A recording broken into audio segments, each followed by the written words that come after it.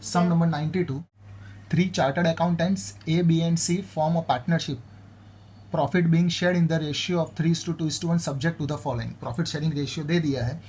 C's share of profit guarantee to be not less than 15,000 per annum. यानी C का हिस्सा 15,000 से कम नहीं होना चाहिए, यानी C की मिनिमम गारंटी दे दी है 15,000. B gives a guarantee to the effect that gross fee earned by him for the firm shall be equal to his average gross fee of the preceding 5 years when he was carrying on profession alone, which on an average works out at 25,000. B ने guarantee दी है कि वो जब अकेले काम करता था तो पिछले 5 साल में उसने एवरेज ग्रॉस फी रिसीव्ड की है 25,000, यानी कम से कम वो 25,000 तो इस साल फी रिकवर करके देगा. The profit for the first year of the partnership are 75,000. Total profit इस साल हमें हो गया है 75,000. The gross fee earn by B for the firm is 16,000. उसने गारंटी दी थी 25,000 की और वो सिर्फ फी रिकवर कर पाया 16,000, यानी बी के लिए डेफिशिएंसी अमाउंट हुई 9,000. तो ये बी लाएगा फॉर्म के लिए. You are required to show the profit and loss appropriation account after giving the effect to the above. सबसे पहले नेट प्रॉफिट हम लोग ट्रांसफर कर डालते हैं. तो net profit profit and loss appropriation account में by net profit that is 75,000. Profit को बाद में डिस्ट्रीब्यूट करेंगे. सबसे पहले जो डेफिशिएंसी अमाउंट आई है बी की, दैट इज बी ने 25,000 रिकवर करने का कहा था, लेकिन वो रिकवर कर पाया सिर्फ 16,000, यानी deficiency amount I 9,000.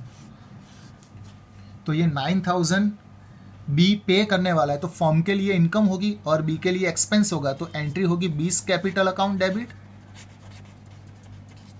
To profit and loss appropriation account.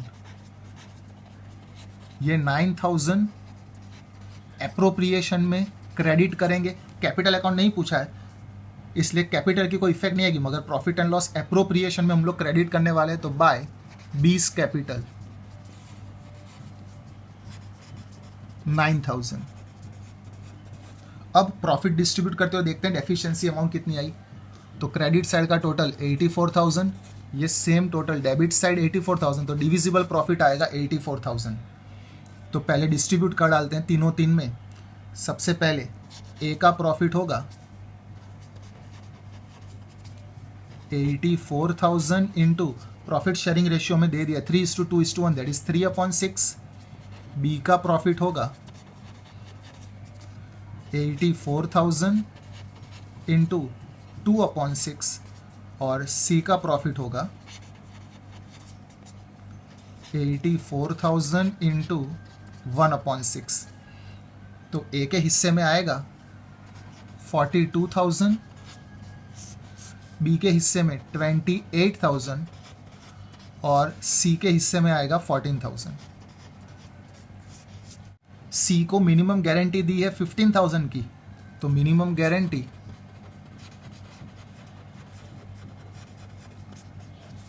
15,000 और सी का शेयर आया 14,000. तो डेफिशिएंसी अमाउंट आएगी दैट इज 1,000. 15,000 माइनस 14,000 1,000. ये 1,000 ए और बी बेयर करेंगे.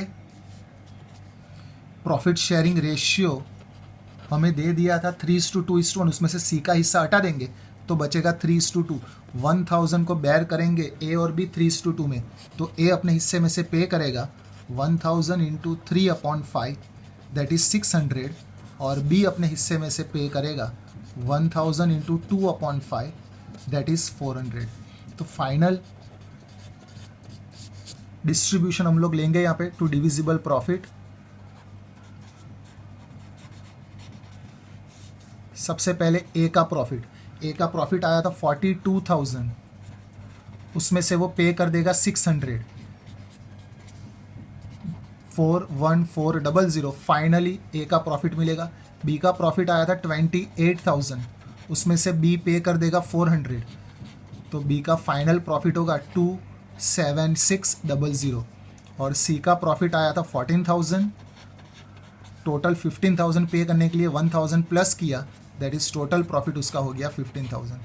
टोटल प्रॉफिट 84,000 हमें मिला था। अब बी का एक्चुअल प्रॉफिट है 27,600, तो amount received by B, finally B कितनी अमाउंट ले जाएगा, तो 27,600 उसका डिविजिबल प्रॉफिट है, उसमें से उसको पे तो करना है 9,000, यानी फाइनली बी के हिस्से में आएगा 18600।